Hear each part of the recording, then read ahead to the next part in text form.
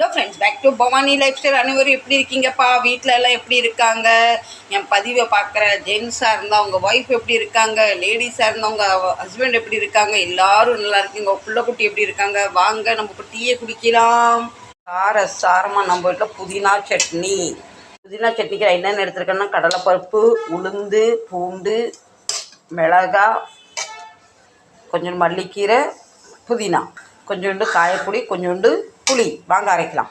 தேங்காய் விற்கிற விலைக்கெல்லாம் தேங்காய் சட்னி அரைக்க ரொம்ப கஷ்டம். அதனால் இப்படி நம்ம கடலைப்பருப்பு உளுந்து போட்டு சட்னி வச்சு தான் சாப்பிட வேண்டியதாக இருக்குது.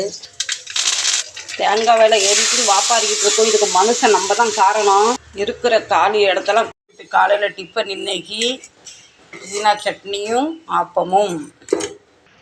வாங்க எல்லோரும் சாப்பிடலாம். உங்கள் வீட்டில் என்ன பிரேக்ஃபாஸ்ட் சொல்லுங்கள். இன்றைக்கினா சேனக்கிழங்கு சமையல் பண்ண போகிறேன். சிலவங்களுக்கு வந்து சேனக்கிழங்கு வந்து கட் பண்ணும் போது கையில் வந்து நமக்கும் அரிக்குன்னு சொல்லுவாங்க. அந்த ஸ்டேஜில் நம்ம என்ன செய்யணும்னா, கட் பண்ணுறதுக்கு முன்னாடி கொஞ்சம் உப்பு போட்டுக்கணும். இப்படி கொஞ்சம் லெமன் எடுத்து இப்படி புழிஞ்சிக்கிட்டா அதை நல்லா இப்படி கலக்கிடணும். ஒரு 10 நிமிஷம் இப்படி ஊற போட்டுரும். பாருங்கள், இதில் வந்து நம்ம லெமன் உப்பு போட்டனால இப்போ நல்லா தேய்ச்சி கழுவணும். 10 நிமிஷம் இருந்தாலுமே கை கொஞ்சம் கூட நமக்கில. இங்கே வந்து கொஞ்சோண்டு கடலைப்பருப்பு வேக வச்சுருக்கேன். இன்றைக்கி சேனக்கிழங்கும் கடலைப்பருப்பும் கூட்டு. சிலவங்க ரொம்ப சொல்லுவாங்க சேனக்கிழங்கு கட் பண்ண கை நமக்கு. இப்படி ட்ரை பண்ணுங்க. கண்டிப்பாக கை வந்து உங்களுக்கு நமச்சலே மிளகு, ஜீரகம், ஒரு காஞ்ச மிளகா, கொஞ்சம் பெருங்காயம் ஒரு அடி அடிச்சுட்டு, இப்போ வந்து புளியும் தக்காளி ஒரு அடி அடிச்சுட்டாங்க. கரைச்சி போடுறது அரைச்சி போட்டால் ரசம் நல்லா டேஸ்ட்டாக வரும். தக்காளி, புளி, சத்துக்கு அரைச்ச மசாலா, அரைச்ச தக்காளியும் புளியும் ரசத்துக்கு பிசைஞ்சிறதோட ஒரு அடி அடிச்சுட்டு நம்ம ஊற்றினா ரொம்ப டேஸ்ட்டாக வரும். ரசத்துக்கு தேவையான தண்ணி.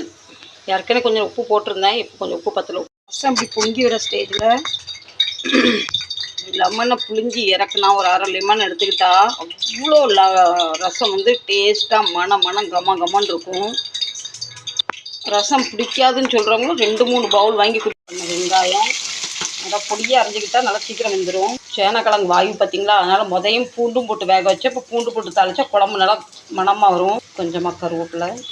நம்ம போட்ட பருப்பு, சேனக்கிழங்கு எல்லாமே நல்லா வந்துட்டு பருப்பும் ஒன்று கையில் வர்ற மாதிரி இருக்குது. சேனக்கிழங்கு ஒன்று கையில் வர மாதிரி இருக்குது. ஆனால் நல்லா வெந்திருக்கு. போட்டு நான் 2 விசில் தான் வச்சேன். நல்லா குழஞ்சிருக்கு. நம்ம தாளிப்போம். அவ்வளோதான் ஃப்ரெண்ட்ஸ். சுட சாதம், சேனக்கிழங்கு, கடலைப்பருப்பு கூட்டு. பாருங்கள், ஸ்ட்ரக்சரே எவ்வளோ அழகாக இருக்குது. அப்படியே சாப்பிடணும் போல் இருக்குது. லெமன், தக்காளி, புளி, ரசம். இதுதான் எங்கள் வீட்டு இன்றைக்கி சாப்பாடு. பிடிச்சிருந்தா கண்டிப்பாக சப்போர்ட் பண்ணுவீங்களா? சப்போர்ட் பண்ணுங்கள். மீண்டும் நல்ல பதில் சந்திக்கிறேன். உங்கள் வீட்டில் என்ன சாப்பாடு, என்ன பிரேக்ஃபாஸ்ட் சொல்லுங்கள். நம்ம காக்காவும் வந்துட்டார், அவருக்கும் பசிக்கு. மீண்டும் நல்ல பதில் நாளை சந்திக்கிறேன். Tata bye bye. இது வரைக்கும் பொறுமையாக என் கூட பார்த்து எனக்கு துணை பண்ணதுக்கு thank you very so much. Ta-ta.